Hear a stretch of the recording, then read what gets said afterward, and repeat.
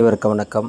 இப்போது நடந்து கொண்டிருக்கக்கூடிய 2020 ஐபிஎல்லில் அதிவேகமாக சதமடித்த இளம் வீரரை தான் இன்றைக்கி நம்ம பார்க்குறோம். இந்த ஆட்டத்தில் அதிரடியாக விளையாடிய ராஜஸ்தானின் 14 வயது நிரம்பிய வீரர் வைபவ் சூரியவன்ஷி நடப்பு சீசனில் அதிவேகமாக சதம் விளாசி சாதனை படைத்தார்.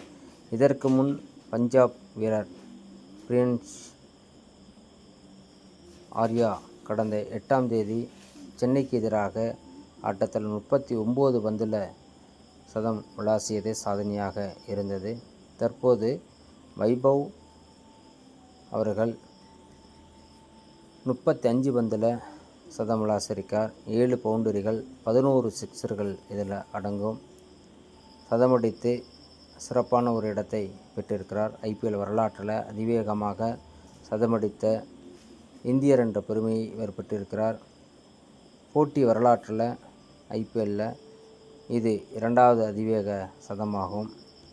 பெங்களூருக்கு எதிராக பெங்களூரு வீரர் நம்ம கிறிஸ் கெயில் அவர்கள் 2013 புனே வாரியர்ஸ்க்கு எதிராக 30 பந்துகளில் சதமடித்தார்.